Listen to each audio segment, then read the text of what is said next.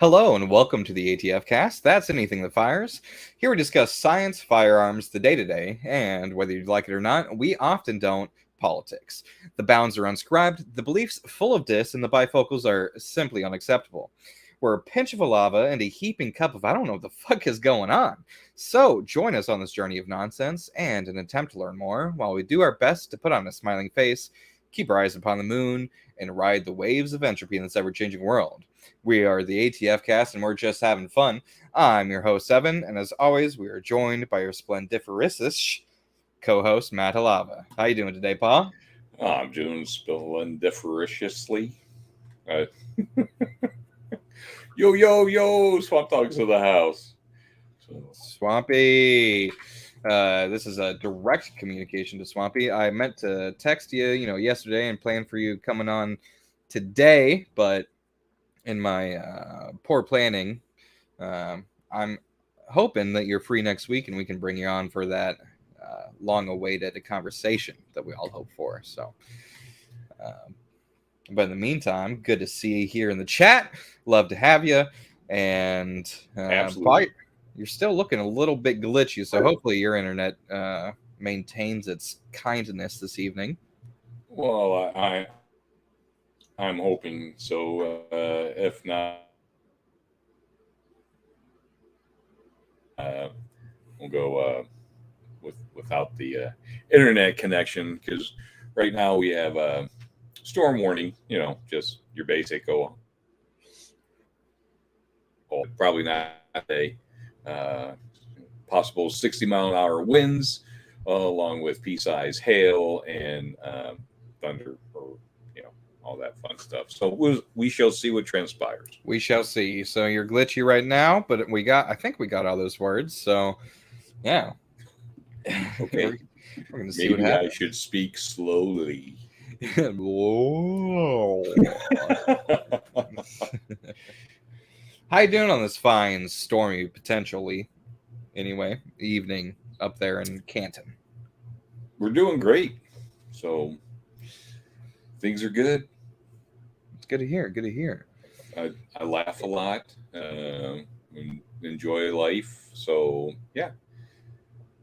Even when things are cruddy, life happens and situation goes south, like maybe a basement, wall collapsing or whatnot. Yeah, it's way better than previous lives. It's just kind of like, well, all right, let's get to work. We got stuff to do. No panic, no crying, no moaning, no arguing. Throwing out some jokes here and there, and just enjoying the crappy time together. Right? It just makes it a heck of a lot more fun. Absolutely, and I admire that you've gotten to the point in your life where the worst situations come upon you, and you can still, end the day giggling and having a good time, and we shall see what shall transpire. Precisely, and farts are funny. Just little. Not that I have gas. I just thought that would be fun to say. We got another fella in here in the chat, one whom we respect and love so adoringly. Shooting Gallery, New England. Hey, brother, good to see you. Hey. And old Swampy's asking if we watched any of the movie recommendations that he had proposed to us yet. My answer is no, because I'm a slacker. How about you, Paul? And he's frozen. Look at that. I hear sounds, though. Maybe he's coming back. Well, and I'm back. There you are. Uh-oh. Urgent weather message. Oh, urgent. The National Weather Service in Cleveland has issued a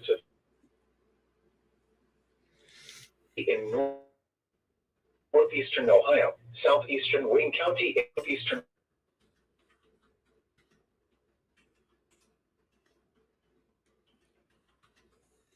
Yeah, we're just gonna let that happen for a moment. That should be good.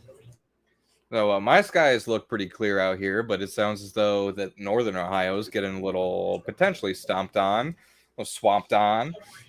Yeah, swamp. It does sound like somebody just won the fucking big bucks out there at the Hollywood casino or something or another. Yeah, yeah, yeah, Oh, yeah, that'd be yeah. awesome. Yeah, it would help with our basements and our ACs and our vehicles and all the things, wouldn't it? That'd be nice. So if if I were to win the crazy stupid lottery, right, first thing I do would be get a financial lawyer. Uh, Smart, respectful. yeah, because at some point you're gonna, people be like, oh yeah, we're like third cousins twice removed. Be like, nah, never heard of you. So can you do this? So no, I keep that as quiet as possible, and then that. And would I still work? Yeah, I love my job.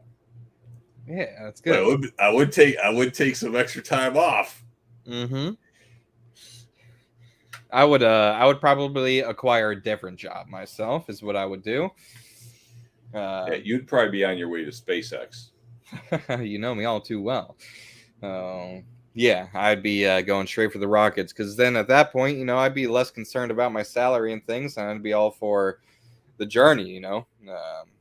It would relax some of those stressors in life. Mm-hmm. Yeah, it's nice to think about, nice to imagine. Yes, and it would be nice if it wouldn't change you, Absolutely, which would be and I hard, because we appreciate the things that we have because we've worked hard for them, we've saved up for them. But then if you win the $340 million lottery, it's like, okay, I could buy anything I want, anytime I want, do anything I want. What's the value in it if you could just buy it? You don't have to save for it or whatever. So it would take some. I would still use some good pondering to figure out exactly what I do want. Yeah, I think the material perspective on things would definitely change. And I think for us that have worked so hard for the things we do have in life, it would be a little easier because we understand the value. But it also, yeah, it would maybe rapidly get to the point where you're like, nothing matters. I'll buy whatever I want. But then what's beautiful with that is, we could do anything. We could live the adventurous life to the fullest Mm-hmm. and make sure those that we love We are can going well. exactly. We can go on a nice little trip. Maybe buy a little. Wouldn't buy the huge Winnebago or whatever, but buy a little vehicle to start traveling and checking out some things. And you stop and you eat lunch somewhere and you have a good time. You can leave $100 tip, and who cares, right? So it'll Yeah. be like, or you can see that couple over there eating and whatever, and you're like, oh, that old couple's cute. Hey, I'm paying for that. I mean, you could do that now, but it'd be so much easier to be able to do that with whatever and all the people that you can help. Yeah, that'd be the main thing is, giving back.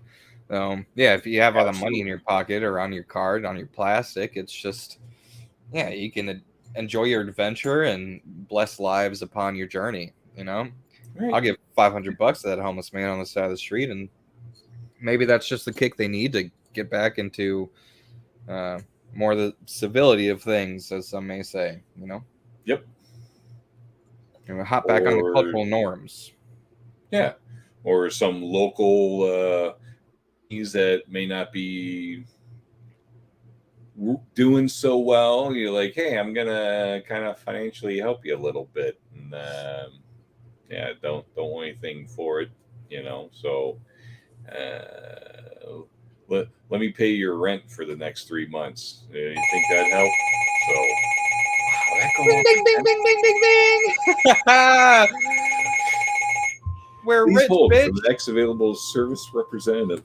I'd like to point out a shooting gallery in New England. He says if he hit the lottery, automatically both of his parents' houses will be paid off, and he would disappear into the deep south with a 1,000-yard range, and he would become even more of a hermit. I respect that. Yeah, get some nice land, enjoy your shooting of the firearms, and making videos, and not having to worry about the day job. You know, just doing the creative things that you really admire in life, and just be really beautiful. And then Swamp Dog says, Exactly. you know, you could give away homesteads with acreage like thank you cards. I love that perspective on Ooh, things. Yeah. I like that Congratulations on idea. your guys' engagement. Here's a piece of property. You know, you can do all kinds of beautiful things if you have that amount of money. Mm-hmm. After I build my fallout shelter that can, house like 200 people or something fun. So I don't know about that many. Yeah, there's a lot of homies to deal with underground, but yeah, it's the Right? sentiment of things. Yep. And at that point, farts might not be funny anymore. Yeah, no, that's a good point. Thought provoking, you may say. So no, it would be neat to be able to provide for the ones you love and do things, and help others. Giving away homesteads. Wow, that'd be fun. Absolutely. Yeah. So it's like, okay, well, I we got a place up here, and we got a place here, and we got a place down there. So when we do travel, we have places, or I don't know, having that crazy amount of money would also let you be able to maybe be creative and start up a company and be able to employ people and help them that way as well. Yeah, I mean, it's just endless possibilities. Right? Swamp Dog, I just saved that. I saved what you said there in my notes. Story points to mark down. We must remember the concrete locker, the 1800s. Preacher falsely accused and exorcisms levitating in sleep. Okay. Yeah, so I'll toss down the show notes and ooh, excuse me, I got the beer And it's burp. right around the lucky number 13-minute mark. So show notes, or you just write 13 and we can go back to them. Being perfect. I expect you'll remember that. You got a good brain on you.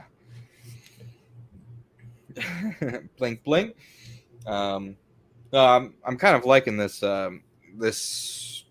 page I found with all these good questions to ask, and I found this question that kind of ties into everything we're just talking about. Question number 70 on the 365 days of thought-provoking questions. All right.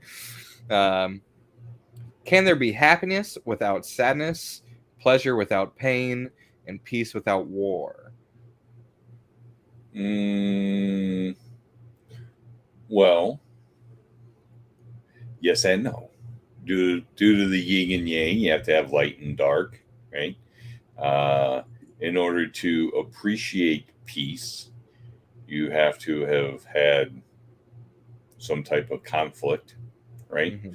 So it's like enjoying a sunny day that's 70 degrees and a little breeze, and you're just sitting in the shade, reading a book or whatever. You have that serenity around you. You're enjoying the weather. Well, you can do that because you also know what negative 15 degrees and 30-mile-an-hour wind feels like while you're trying to shovel, or a little storm like what's transpiring now, right? So I can't go outside and read a book. The book will get wet. So you have to be able to have known something to be able to enjoy the other. Now you can have peace without war, right? Because there are some countries out there who have never had war on their land, or maybe not in centuries. So the generations haven't seen war, but they're still at peace. But is it true peace? Right? Is it truly appreciated? Right. So I think you can have things without the other, but Yeah. You right? I mean, you can have food without the sense of taste, but what pleasure is that? Yeah, I think the question would be better worded in like, can you appreciate happiness without sadness, pleasure without pain? Because yeah, I think they Right, can exist independently of one another, but do you admire them in the same sense? right. Like today, if my father was still alive, uh, your giggly grandfather, if he was still with us, it would have been his birthday, right? Happy birthday. So, am I sad that he's not with us anymore? Well, kind of, but I'm also not selfish. I'm glad that he's not in pain and he doesn't uh, feel hurt or anything anymore, right? So, am I happy? Yeah. And people will be like, "You're happy your dad died?" No, I'm not happy my dad died. I'm happy that he's at peace. I'm happy that he moved on, right? I'm thankful for that. I'm happy that I had so many years with him, right? And was able to be raised by someone of his stature. So, um, yeah, I'm happy, but I'm also sad because I miss a little fella. Yeah, So, that's a beautiful point. And I would like to propose a cheers to Grandpa. Grandpa. Always on my finger.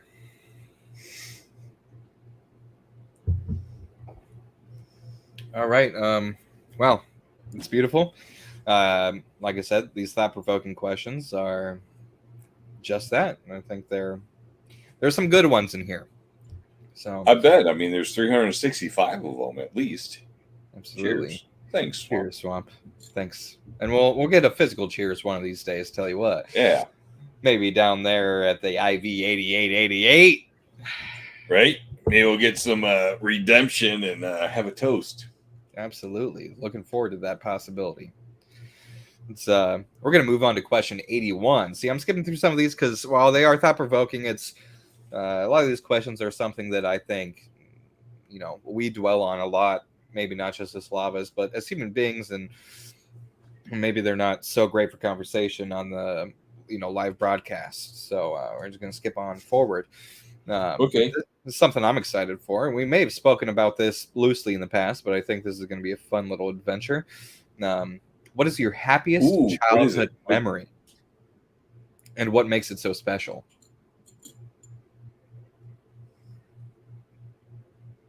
Well, I have plenty of happy childhood memories.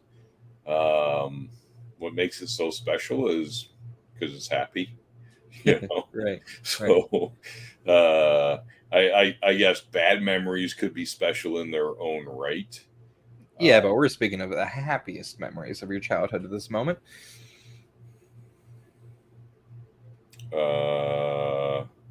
Yeah, I don't know. I remember one Christmas where I was wanting that toy AR-15, or probably then it was marketed as the M16. It had a little orange uh, knob at the muzzle that would come in and out of the muzzle as you pull the trigger. Take it, right? Yeah. So one of that because you're gonna rack it and then take it, have a great time. Uh, Excited for that Christmas and hoping I get that and go through all the presents Christmas Day and like, well, I didn't get that. And my dad saying, "Hey, there's a little box on that branch over there. Who's that for?" I go over and I'm like, I don't know. He just pulled, so I had to pull it off of there, and on the bottom was my name. So it was another present. He's like, open that up. And I open that up, and the little thing says, go look, um, look under the couch or something. So I looked under the couch, saw something else, open it up, and say, go look under your bed. I'm like, now I know I'm going to be running all around the house looking for my next present. So I go and look underneath my bed, and there it is. Oh, clouds open up, angelic voices sang, and a beam of light came down upon that plastic M16 toy that I was wanting so badly. And I still have that. That's in Grandma and Grandpa's basement. So that was a happy memory. You just happy memories of parties with family or going to the park. Uh, family reunions. I have a plethora of happy memories. That was one of the first ones that popped up. Beautiful. That's exactly what I was expecting. Yeah. I like that. What about you? I think so. One of my go-tos, one of probably the brightest memory I have. It was the polar bear camp out that we did for the Boy Scouts. I don't know how old I was, and Young. yeah. And there's two parts of the story. One was a hilarious stargazing adventure, and the other one was this day adventure. Like went there, arrived late. It was dark. Set up camp, camped out, whatever, beautiful. Woke up the next day and, midday, us scouts and my brother and some of his friends who were like, decide they wanted to walk up to the main scout camp. So we took a hike through the woods down this trail and just young kids goofing off. I don't know, maybe I was 10 or something, somewhere in that range. Yep. And it was, polar bear camp out, so dead of winter. Everything's frozen and bear bark everywhere. I believe nighttime temperature was -12. No wind, and so it was bearable. Yeah, and we bundled up and went on an adventure just as kids and went up to the main campground. And I remember breaking through the tree line and looking up at the main, like the food hall that I later got to experience as the actual food hall at a summer camp there. And kept on walking, and we got to the lake, big, beautiful lake. And it was all frozen over. And we could not see an inch of ice. It was completely covered with geese. Oh, yeah. To the brim. So, I don't know, thousands of geese. I mean, they were populating it to the brim. And Hunter, his chaotic character, he grabbed a stick and he yeeted it upon the lake to scare the geese. And with that impact right on the ice, probably smacking a couple geese in the head, all of those thousands of geese took off into flight into the sky. One of the most uproarious, loud experiences I've ever heard with wildlife. Just, this cacophony of squaws and caws taking off into flight. And it was just, the visuals are still there. It was beautiful. But all of them were yelling, "Run away! Run away!" And it was almost short-lived because soon enough, all these startled birds that were taking off into the sky decided that they needed to take a couple scare shits. So then there was a fucking airstrike starting about 10 feet to our rear.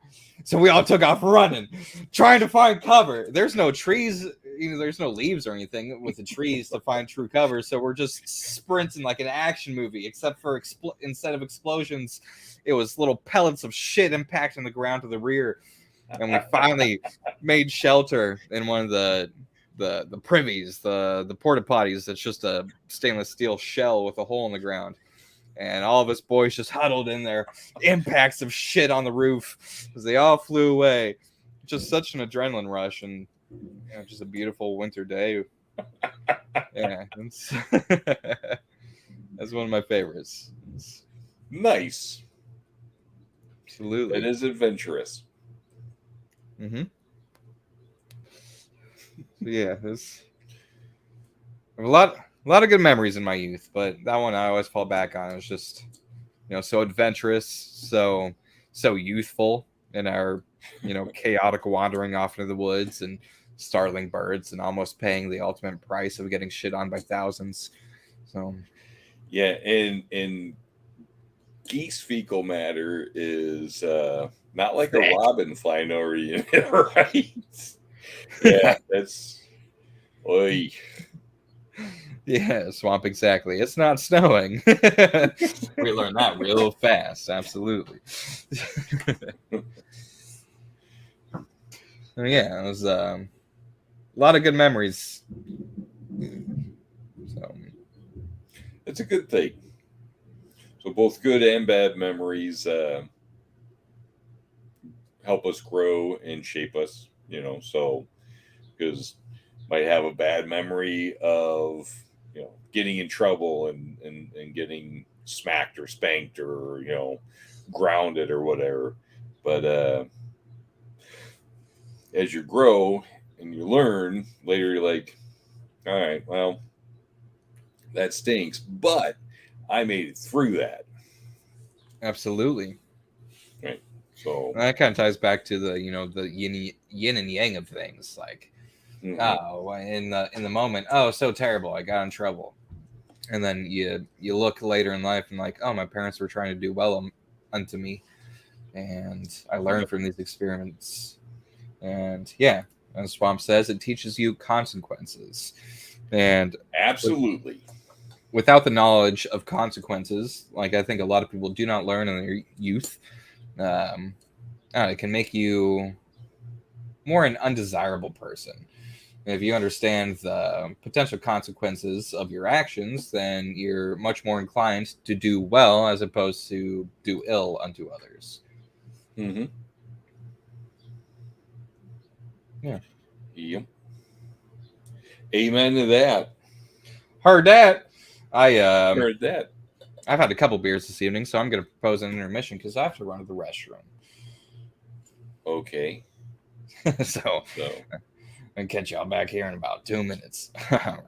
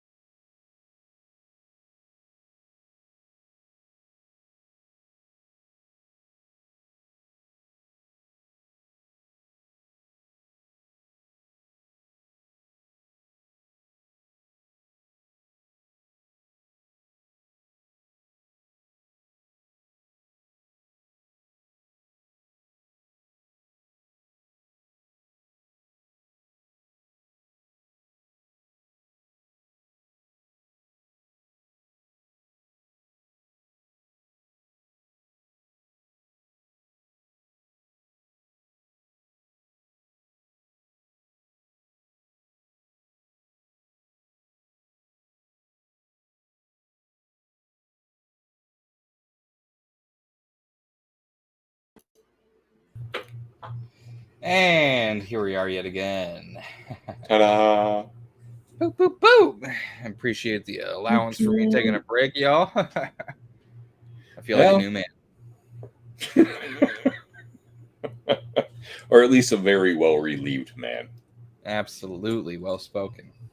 How do you feel about these gas prices around here, Paul? Well, I think it's caca-poo-poo.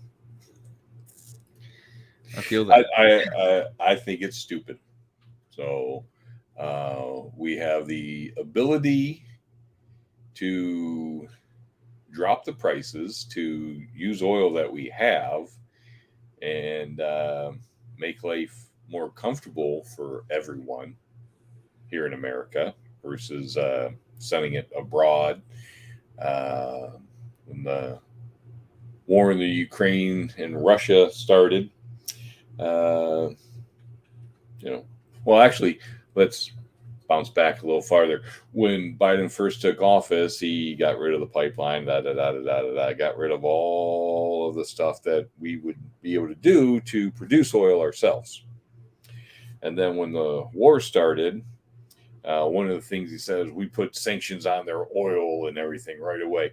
One of the worst things you can do to a country and devastate them in the most terrible way or whatever, however he worded it, is to get rid of their oil and everything. It's like, what?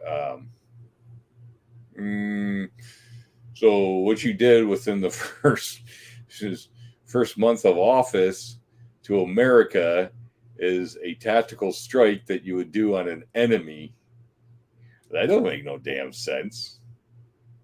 And then as prices climb, they go, well, Alaska says, hey, we have this in reserve and everything, and we can use it. And they go, no, half that's off the table. Can't do it. We're going to pretend it's not even there. We can't even use any of it. Well, what about producing from this oil field? No, we're not going to sign that. You can't produce. You can't pull any oil up from there. Texas, no. Louisiana, no. This, no. That, no. No. But we have so many resources that we could be selling oil to other countries, and Russia wouldn't be able to sell any of theirs. I think that would financially hurt them more than for us to be buying oil from them. And then, so by rights, we're financing them to support their war. And then we send $40 billion to the Ukraine to support them to fight said war that we're supporting. I don't know. So there's a whole bunch of crap, and I think the oil prices are BS. They're made up. They are still having record sales and financial gain from it. Okay, how about the no?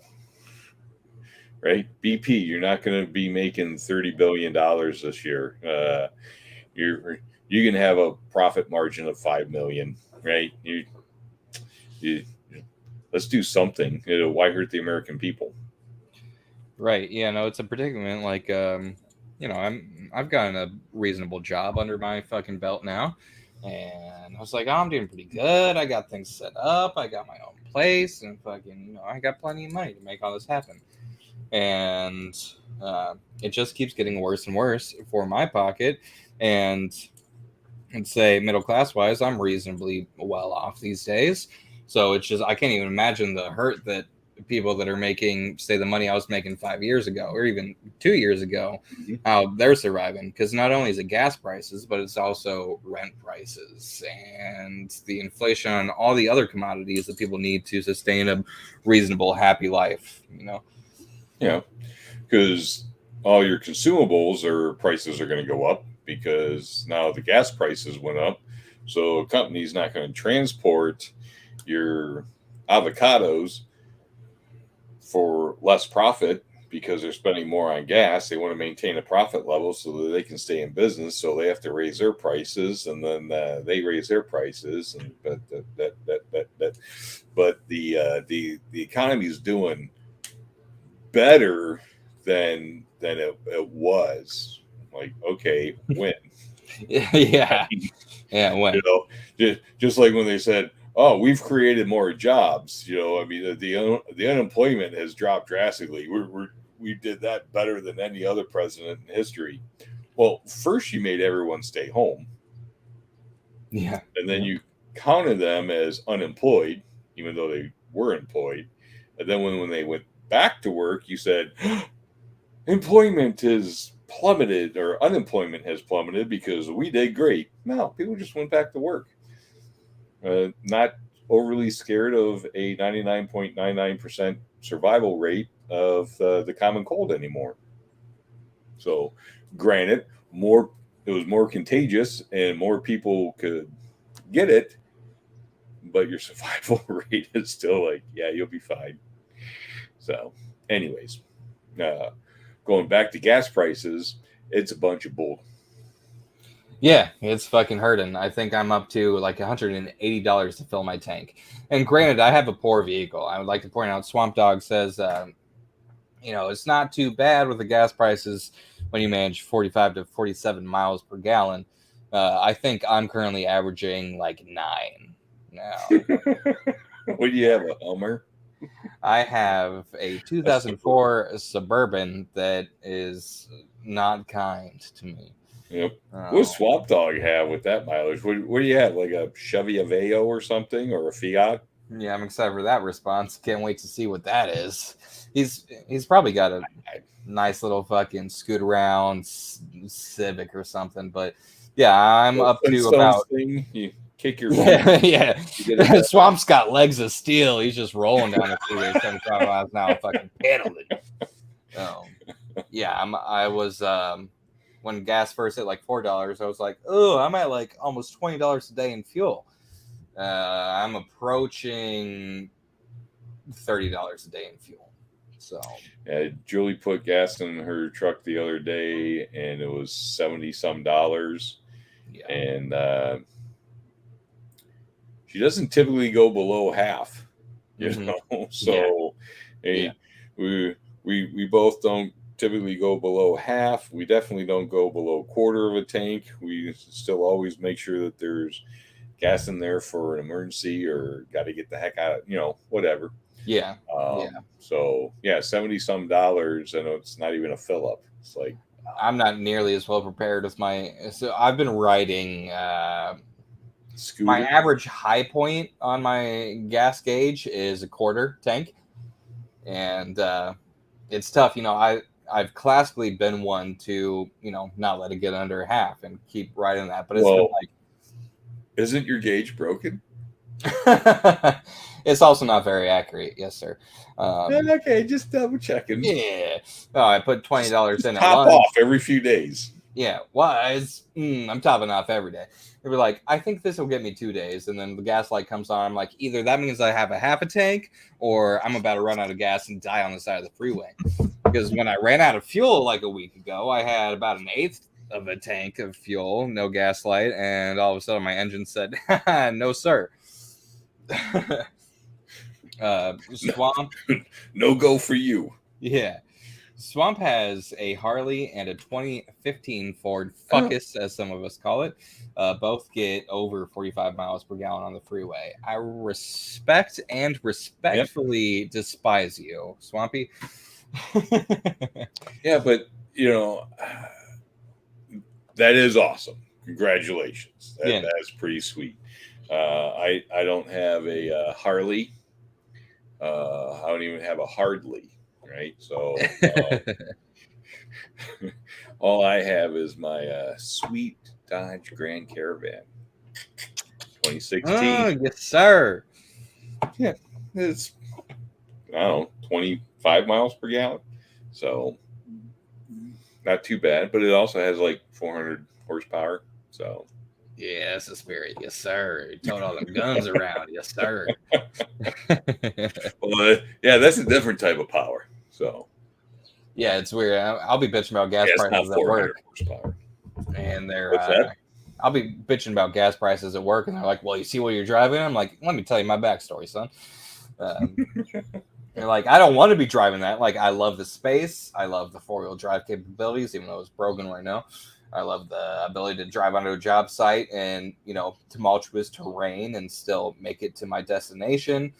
But yeah, so I'm working on some potentials to, eradicate that big roadblock in my life because I do have to say I'm 25. I recently got a good bill of health, and I've been partying a little bit and going out of the town to enjoy time with my friends because life is short and you should enjoy those moments.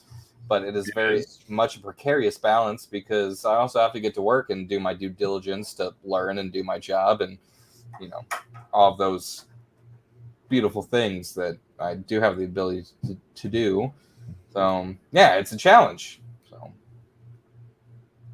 that it is. But at least you're focused and you recognize that. A lot of people don't, and then they just blame other people for, right?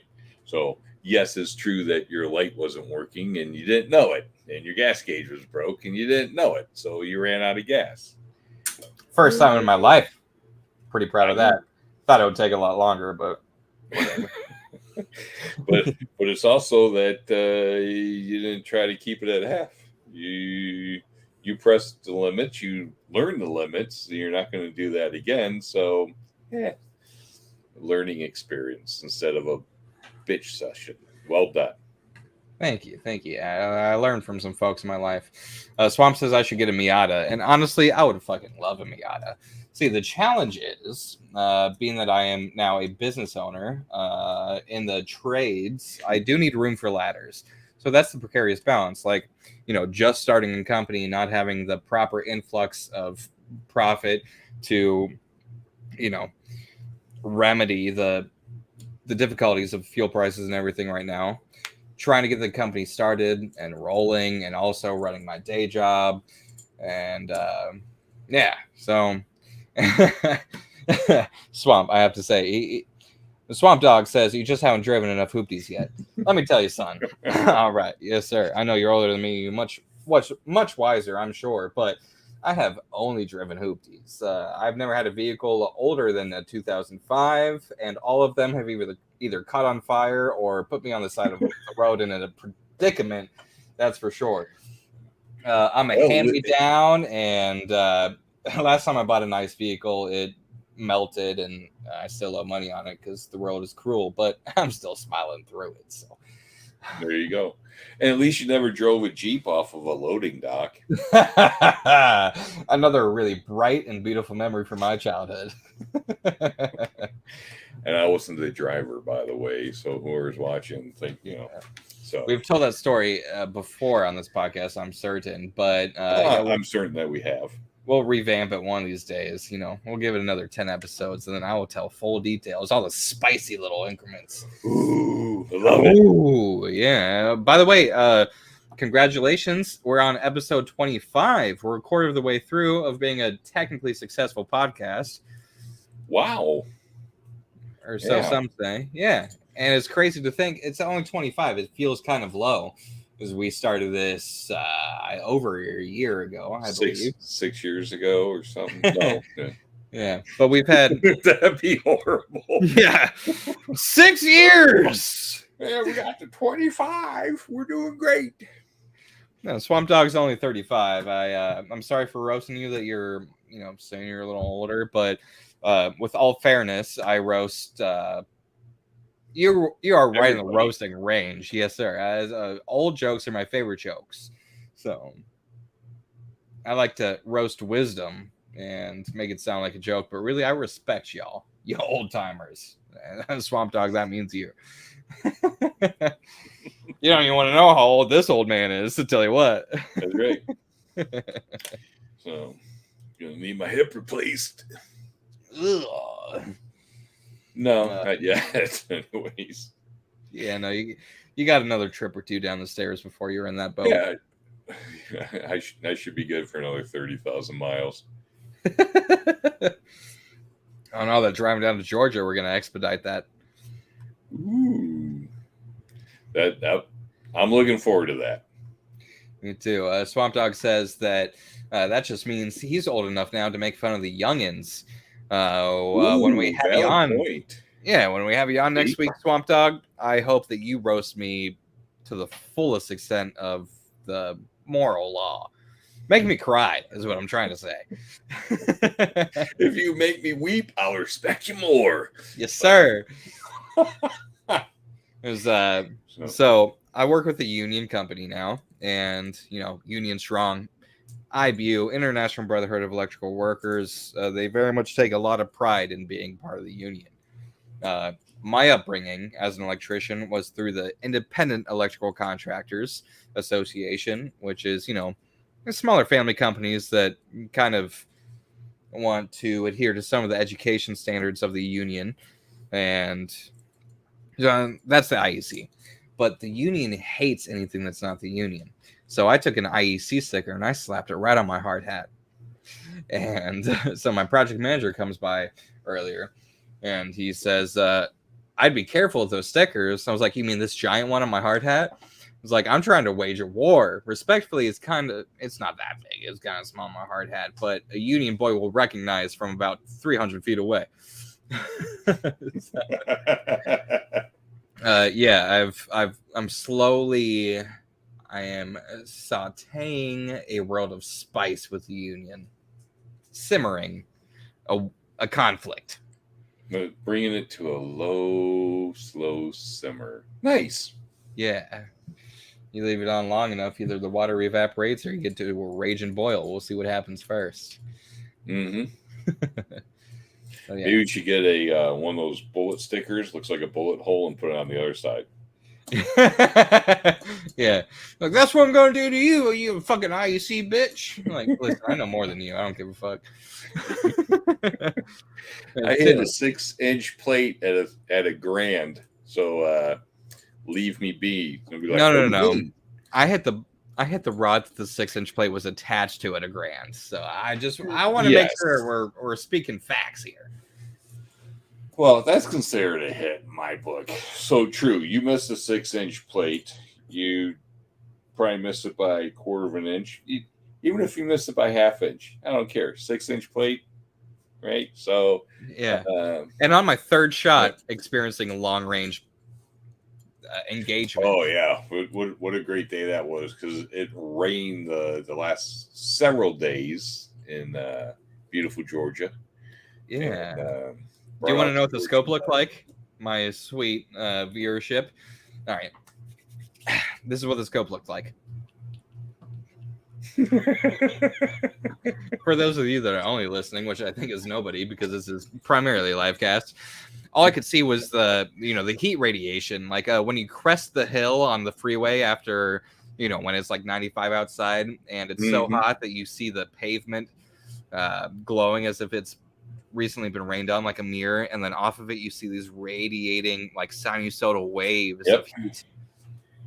Yeah, but your radiating was going, and then 500 yards down where the wind's blowing another way, you got so now they're crossing over each other, and then you did a great job with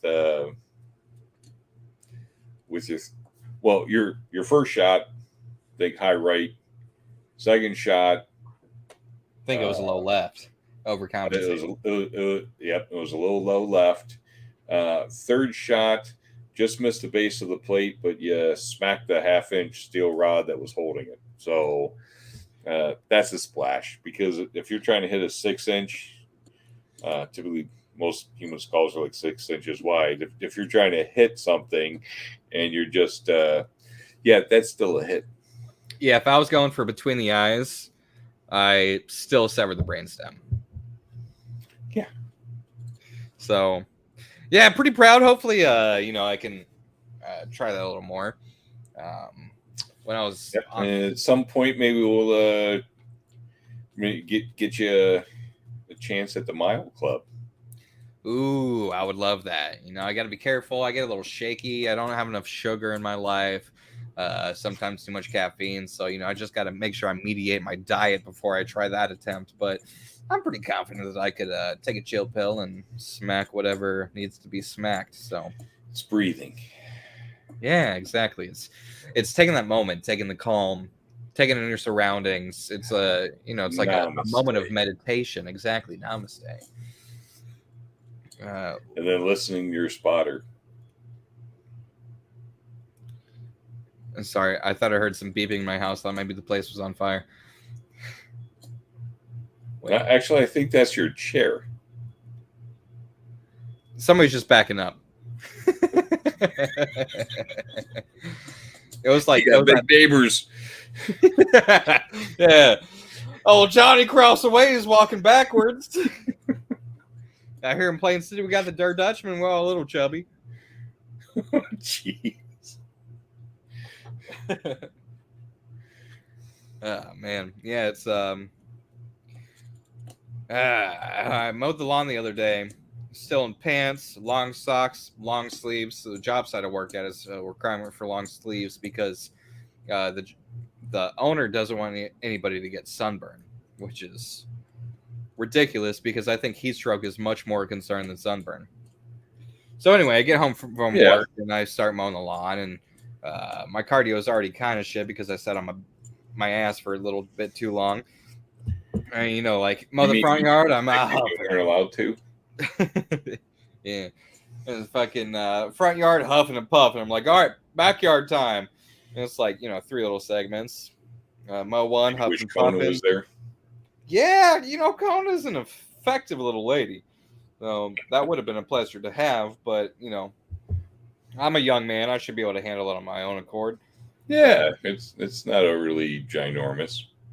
Yeah, and the mower I got from the neighbor because mine's down, and I've taken it apart about 3 times trying to figure out the situation. But it's kind of just being a dick. But so borrowed a mower from the neighbor. He's like, it's self-propelled and it's perfect condition. So it was not self-propelled. That portion was broken, and it was a bigger mower. So I was pushing extra in like 90 degrees and all my long sleeves, and I took a lot of water breaks, and I got done with it. I said, "Oh shit, I need some chicken and rice." Now, mind you, I got done mowing about 7:40 p.m. And out here in the small town of Plain City, everything closes at 8 at the latest. So didn't even really look at the clock. Went around 20 minutes to order from a 15-minute restaurant. Yeah, so I ate some leftovers, but really I was craving some proper carbs, some rice and chicken. But I mean, that burger was pretty good. It was a good leftover burger, gotta say that. But yeah, I was sitting for the mom for a day, and I was like, I went and saw Bob's Burgers, a little movie day by myself, which was a good time. Got done with the side job, and I was like, I want to see the Bob's Burgers movie. So how was it? It was awesome. It was good. Yeah. I hit the gas station on my way to the movie theater, and should have gone around it. That's nice. Joke of the day, yes sir. No, they have a little liquor store inside, so I got me a little tiny bottle of Jack Daniels, poured that into a flask, stuck it in my back pocket, went to the movie, ordered a Coke, and I chose the movie theater up by Polaris. It has the reclining seats, like a nice old timer. Yeah. So I kicked the seat back, poured my flask into my large Coke, gave it a good stir, and just sat there. Nobody was in my row. It was just me. I went at like 2:50 p.m. So 2:50 on a holiday weekend. Everybody's out grilling. I was inside in the AC watching Bob's Burgers and enjoying my Jack and Coke. Yeah, it was a good experience. But then I went to Mom's thereafter, and I was like, this AC is nice too. So I'm gonna watch Stranger Things, and I'm gonna go to Kroger. I'm gonna buy some burgers.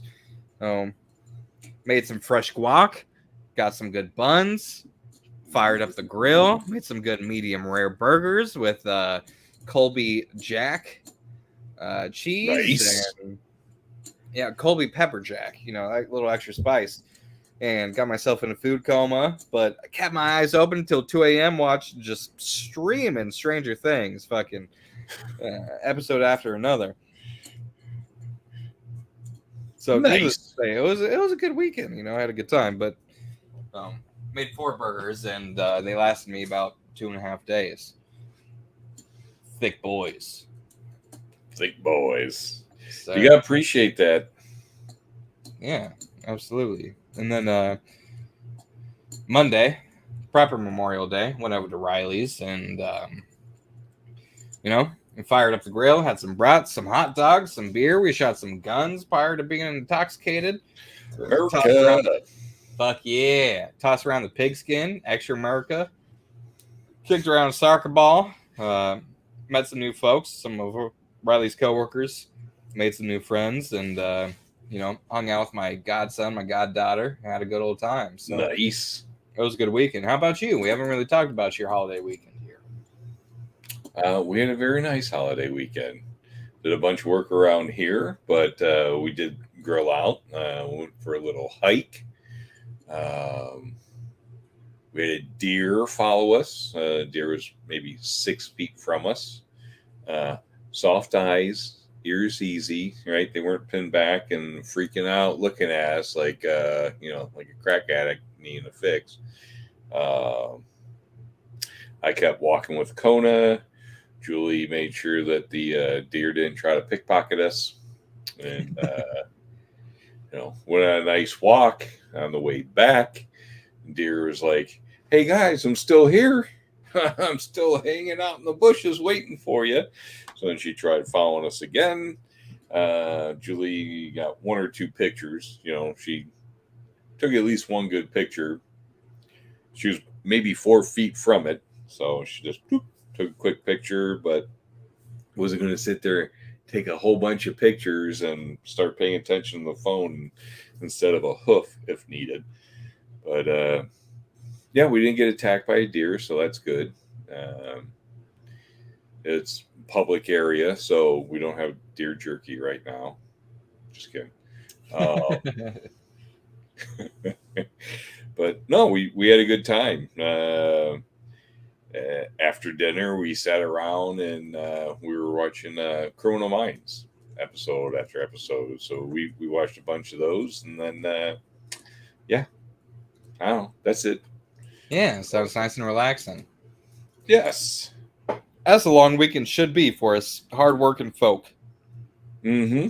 I think so. So I had a few beers and some good burgers, and some corn on the cob. We actually tailgated. So after we cooked the burgers and stuff, had a little pool party for Kona out front. So she was playing in the little plastic pool. And Julie and I sat on the tailgate and eating our burgers and eating our corn and just chit-chatting and letting our legs swing in the breeze. Yeah. Good time. That's really beautiful. I'm happy you have that in life. Thank you, Sonny boy. Me too. Absolutely. It's nice to have, a best friend, a significant other to experience those moments with. And this isn't like, a point of loneliness or sadness, but most of my holiday weekend I spent by myself, just enjoying life and adventuring. And I very much enjoy those moments. A lot of people can't very much take time to themselves and enjoy those things, but I have no problem going to lunch or dinner with myself and just kicking back and thinking about the world and, looking out and people watching or watching a video on my phone, reading some news on Twitter. Sometimes I'll take a book to a bar and, sit in the corner and have whatever sounds good that evening and just sit back and enjoy life. And yeah, you have to be with yourself on occasion. I know it sounds weird, like you're always with you, but on occasion you have to be with yourself. If you don't want to be with yourself, how the hell can you expect others to want to? Ooh, no, I think that's very well said. A lot of people don't know how to be with themselves, and I think in the big scheme of things, oh my gosh, I couldn't eat in a restaurant alone. Why other people are eating? Yeah, speak kindly to your waiter, make a good friend, and just sit back and enjoy the moment. That's something I'm proud of about myself, is that I can do those things. And a lot of people are scared of those interactions. And what you said about being with yourself sometimes, that's very interesting, because of course you're always with yourself, but how often are you conscious of you being with yourself? Like, I don't know, me personally, I think my best friend, at least currently, is, it's my own mind. It's tumultuous. It can be an asshole sometimes, but I find much solace in being able to communicate with myself and enjoy those moments out there. Yeah, and so sometimes you might not, right? Like the other day, I got in an argument with me. I was like yelling at myself and stuff, and I was getting so frustrated with me. And I told myself that if I didn't calm down, I was going to kick my ass. So I had to relax and be nice to me. Yeah, no, I have those moments too. Like I've been really trying to wake up earlier and do things in the morning, and pursue some things that are better for my health. And a lot of mornings I wake up, before my alarm. I'm like, oh fuck the alarm. Oh fuck, I have to pee. I'm pissed. Angry with the happenings, but some Like, oh, I mornings, gotta pee so bad. I don't want to get up because it's probably like 10 minutes until the alarm goes off. I should be fine. Then you look over and it's 1:32 in the morning. You're like, oh, yeah. I should go pee. This is stupid. Yeah, or you do wake up 10 minutes before your alarm and like, I need those 10 minutes. I'm like, no, you asshole. You don't. No. Nothing's going to happen in 10 minutes. Get your ass up. Go do some push-ups. Go enjoy the morning breeze. Look at the moon. Yeah, and just, jumpstart your day. That's something I've been struggling with. It's like, oh, I'm up early. Oh, no, I need those other 10 minutes. No, you don't, you fucking bitch. Yeah, I mean, when you wake up and you're awake, just get up. If you become tired later and you have the opportunity to take a nap, go ahead. Yeah. Right? You're home from work. You're like, well, I just mowed the lawn. I just ate something. You doze off on the couch for 40 minutes. You wake back up. You watch TV a little bit. Then you go back to bed. Who cares?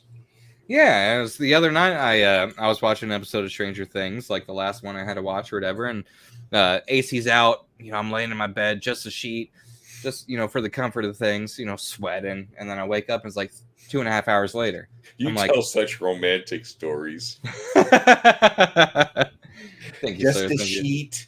I was glistening with some sweat, sparkling in the Washington forest. Oh God! Did you just twilight the Washington forest? Yeah, I don't know where I get my references, but I nailed it. Yes, sir. Yes, sir. Proud of myself. Yeah, but so I woke up. Anyways, you're in bed. You woke up. Yeah, and then I was like, oh, let me pour myself a Gatorade, because this was the same evening that I mowed and was dying of sweat. So, I woke up and I was like, all right, I'll have some Gatorade, a good water. If I can watch a little something on YouTube, all right, let me go to bed. It's like 11:30, and then I couldn't fall asleep, and so I got in this battle with myself. It's like, you need to fall asleep. You got shit to do tomorrow. I was like, wait a second, I just took a 2.5 hour nap. What's the matter if I go to bed at 2 a.m.? It all works out. It all compensates. I need to fall asleep. I fell asleep. I don't need to fall asleep right now. Can't fall asleep. So then I found myself, I was like, I'll just go outside and look at what's going on with the stars, and I'll pace around and, found some relaxation. And then I was able to fall asleep when I was actually ready. But it's just that battle within yourself. It's like, oh, I need to do this. Listen to your body. Maybe you don't need to do that, you dick. Which I'm saying that as though I'm like, some higher power that understands my body. But what I'm saying is I argue with myself all the time, and I'm an asshole inside my own brain. Well, I mean, you can argue with yourself and you can talk to yourself as long as you're listening. Once you start ignoring yourself, then you're crazy, right? Some people are like, oh my gosh, that person's crazy because they're talking to themselves. I'm like, nah, if they're listening. Wow, that's... I'm going to have to follow this episode back and write that down. That was remarkably said. Yeah, it's that perspective sometimes is like, oh, that guy's crazy. It's like 2 points. On Monday, when we were out shooting guns and everything, I knew it was going to be a hot day. So I did my classic vacation vibes. I put on swimming trunks, my slippers, and a 3XL white button-up shirt because I knew it was going to be spicy outside. So then Riley's gun-toting friends show up, and I've got all my open-toe shoes. Come on, no slippers. They're closed. Don't be crazy. Okay. So, but they show up, and, they're wearing BCM shirts, and they got all their ARs, and I'm sitting there with my pimped-out AR, and I felt a double take where I'm like, look at my firearm, I've spitting all this gun knowledge, and they look at me, and I look like a goddamn hobo that just happened upon the admiration of AR-15s. So, and I start shooting. The guy that lives under the boardwalk in Hawaii, and you're talking. Yeah, and then like mid shooting, the one guy's wife is shooting, and it gets a double feed or whatever, and I'm sitting there, I'm like, bolt's not forward, and Caleb's over there roasting me. He's like, all right, gun dad. And then he like gives me an up and down, and he's like, "You look like a goddamn Call of Duty skin right now with your arm tattoos and your too big white shirt and all your knife on your neck and your pins." Did and you just AR slung around me and just like standing there in my swimming trunks? I'm like, "That's right, don't fuck with me. Call of Duty ain't got shit on me, son." So yeah, it's all somehow ties back into the perspective of yourself, both in first person and third person perspective. So something wisdom as a wholesome podcast. It's a beautiful story. Oh, that was so nice. We're gonna have to watch this so we can follow what the hell we're talking about. Yeah, I'm glad I can Everyone else deliver is the like, confusion.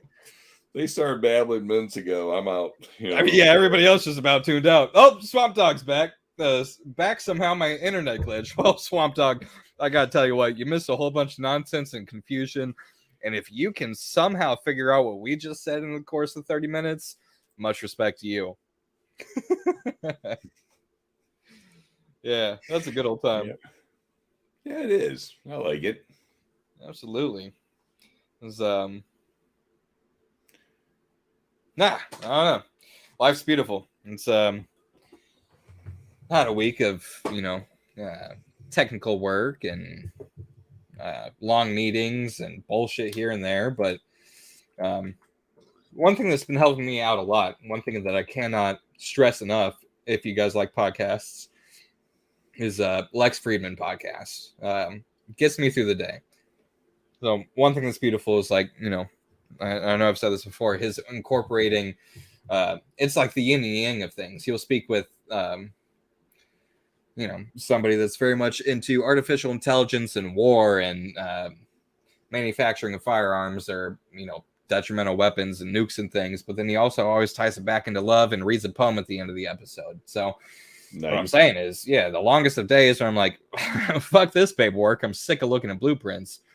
Then I can tune into that and hear like a beautiful poem read. And I'm just speaking about how much I like life right now. So IPAs are getting to me or something or another.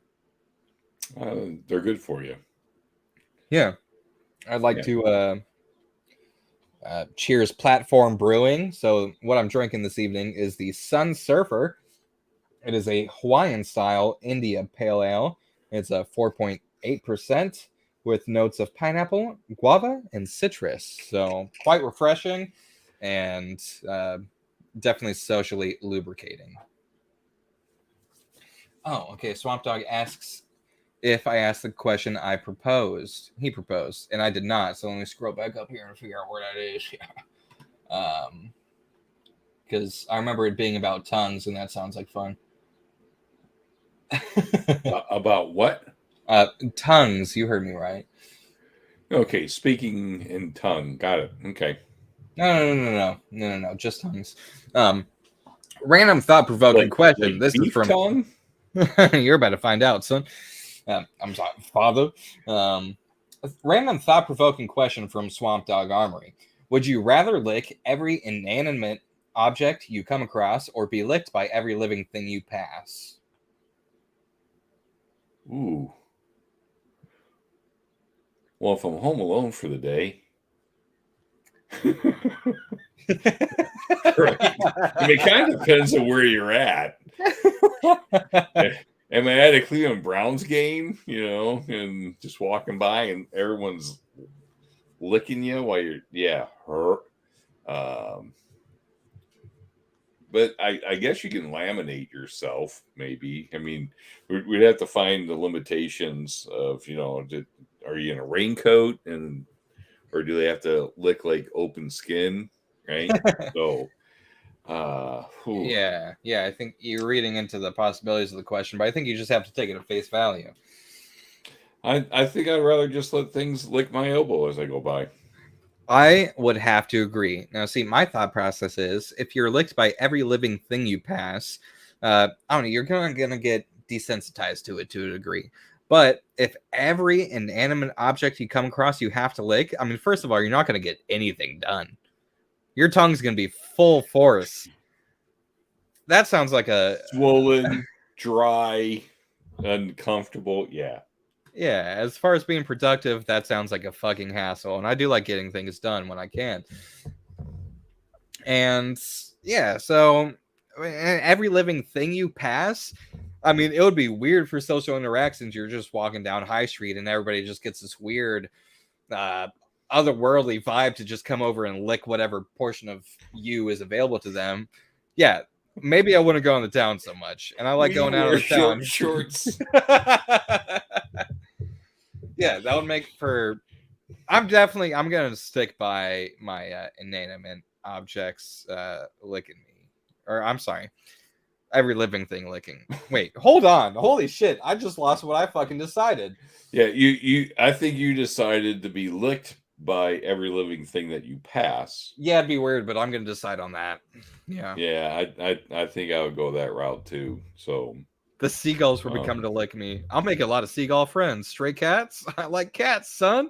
Not a problem at all for me. Yeah. Plus, who knows what are on those inanimate objects? Exactly. That's a health hazard. Yeah. Maybe just also being keep licked. sanitizing my skin, but Yeah. licking something, yeah. I take a bath and hand sanitizer every evening because all these random motherfuckers be licking me. That's better than licking shit. Right? I mean, saw something once saying how whatever you look at and you picture licking or having in your mouth, you know exactly what that feels like. It checks out. I just looked around. It makes sense. Right? Because when you're a child, kids put everything in their mouth, right? If they're on your shoulder, they start gnawing at your shirt or the chair or the table or whatever, right? And kids are finding out what's what and finding out what is food and what isn't food. So by the time that they gnaw on everything from all the places that they go, if you look at your phone, you're like, ooh, okay, I know what that will feel like, and I know what this side would feel like if I put it in my mouth. You already know what it'd be like because your memory is registered there. Like that's crazy. Mixer. All these knobs. I have that feeling already. You have a feeling that you know what they would feel like. That's very interesting. It is very interesting. Isn't that cool? The human mind is awesome. Wow. One popular question. I don't know if you've heard this on the internet recently. It's kind of going around, with all the youngins and such. Oh, kids? Yeah. Youngins. Whoa, calm down. You mean like people that don't know what French fries are? I don't even want to talk about that. It hurts my soul. Do you believe that there are more wheels or more doors in the world? Wheels or doors?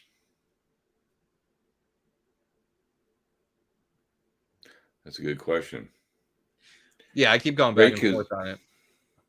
Yeah, but I think I have my final. Like if you picture every house, bathroom door, bedroom doors, cupboard doors, the vanity doors, closet doors. Yeah, I mean that's a lot. But then you're like, okay, yeah, and you go, well, there's tires on every vehicle, but yes, there's doors on them as well. Unless you got a cool Harley, right? There's no doors on that. So shout out to Swamp Dog. Yeah, I have no idea. And which wheels, right? And which doors are they going to be categorized? So I don't know, because there's 18 wheelers out there, and that vehicle's got 4 doors. I don't know. Yes, no, they also have doors for their storage and stuff. Wow, what a great question! Exactly. Vehicle wheels. Did someone calculate out? What's that? fuck, Swamp Dog, you're getting me to fucking bounce back on my answer again. So Swamp Dog says vehicle wheels aren't the only wheels either. Pulleys, boat steering wheels, knobs, etc. Right? So yeah, with that thought process, on an average vehicle, you have a steering wheel, you have a spare, Yeah. and you have 4 regular tires. Right. So you're sitting at And then 6. you have volume control. Now that's the big tuner. question. I personally would say that does not count as a wheel, because as far as a wheel is concerned, I imagine that it is produced to roll on a surface. But Well, what about the cogged wheels that are in a watch that are wound? Or in a clock? Son of a nutcracker. there's more wheels. It's more wheels.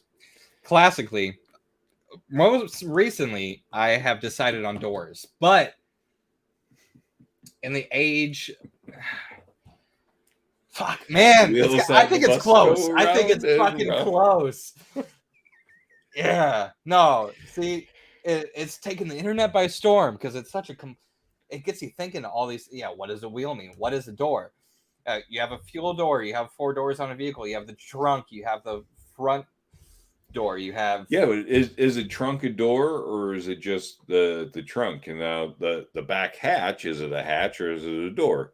And when is a door not a door? When it's ajar. So if they're ajar, are they actually doors? No, you're talking about jars, Dad. Those hold fruits. No, a jar. When the Yeah, door's that's what I'm saying. it's A not jar. Oh, I got a jar of dirt. Oh, this motherfucker Swamp Dog over here. How about this mind melt? Some door hinges are technically wheels too, especially sliding doors. Now, I appreciate what you're saying with the door hinges are also wheels, but I would just wheel bearings. So right. On one door, you could have 4 wheels. Say you have a sliding door. Wheel bearings, does that count as a wheel, though? Just because it's a rotating spherical or circular object, does that dictate that it's a wheel? Now, right, exactly. So is it the tire, the wheel, the hub? What all is turning? Now you're going to have the pulleys for your alternator and your pumps and yada, yada, yada, yada, yada. Wow. What a great question. Yeah, I'm going to keep on thinking about that, but I'm virgin on wheels again. It keeps going back and forth. It's wheels. It's wheels. Decided. Okay. Final answer. So is there an answer? Did someone calculate this? No, it's still a debate. It's still a debate. Right. Same as if a tree falls in the woods, does it actually make a sound? Somebody's here to hear it. Right. And exactly. Yeah, that falls into a quantum mechanics state of things, is like the split slit theory, or observation, in that it God, I can't even explain that right now in my state. But well, I mean, if no one's there to hear it, how do they actually know it fell? And people are like, well, it's laying on the ground. Well, how do you know the tree didn't go? Maybe the tree laid down. Maybe it didn't fall. But is laying down a gentle form of falling, Pops? Is it a gentle form of falling? Well, is controlled falling? By the name that you just gave to it, yes, I believe it is. Controlled falling would indeed be falling. It's in its name. There you go. Just like Boy Scouts are for boys. Not for boys. I don't even know what's going on anymore. Well, people are like, well, how come Girl Scouts can't join the Boy Scouts? What says girls can't be in there? Like, because... well, the name. Well, audience, I hope we left you some very using thoughts in this evening. And I would just like to point out that my current office chair has 5 legs, each of which have 2 wheels, not to mention the bearings. So we're looking at least 10 wheels on just my rolling chair. And I've probably got, I don't know, I'm virgin on 50% of the doors in my household just with my rolly chair. How many offices? Right. How many fucking cubicles? Your 5 wheels, are they double-sided or are they one complete wheel? No, right. So are there two separate segments? They're 2 individual wheels combined with a common implement. I would also like to point out that Swamp Dog just asked about the wheels on a computer mouse. Motherfucker's showing his age, so come at me with the young and roasts because I ain't seen a ball in a mouse in a long. Well, there's a wheel to control your screen.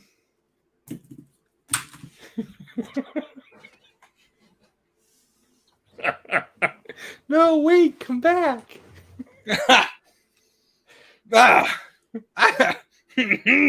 Your hair's a little taller right now. Yeah. You're like, I think I'm frazzled. Oh, Lord. And on that note, I have a quote for you this evening to bring this confusing cast to an end. I love it. End quote. No, That's a quote. Are you quoting Julie? Yes, sir. Yes, sir. She has won a couple of trophies, so those are stories she can tell. But she has a couple of trophies, and one's from Sturgis. I respect that. I'm excited for that. My brain hurts, and I'm wow. I got a lot to think about. This has been the wholesome cast of the ATF Cast. That's anything that fires. Here we go. Science, firearms, and how many wheels and doors there are in the world. So, how about Cheerios? Are the wheels in your mind spinning? Oh, you fucking dick! Oh, you're welcome. There's more wheels. There's more wheels. So before your wholesome sign off that you like to do so frequently, I have a quote from my favorite author, Kurt Vonnegut, and it goes something like this. Of course, it is exhausting having to reason all the time in a universe which wasn't meant to be reasonable. So we can sit here and debate how many wheels and doors there are all day and argue with each other and debate the meaning of such things that we gave the words to based on our animalistic mind from the get-go. So who's to say anything matters at all? Yeah, that's... you know what I'm saying? Mm-hmm. I'm picking up what you're putting down. Yeah. So, smelling what you're stepping in. Yeah, I should probably change my socks.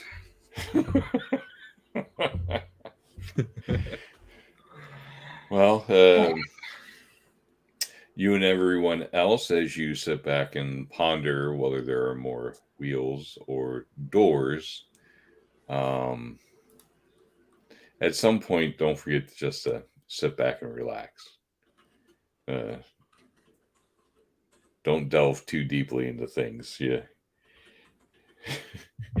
Yeah, you might not float very well after that. You may get tired. Get out of the pool. So I like that. Just things I say.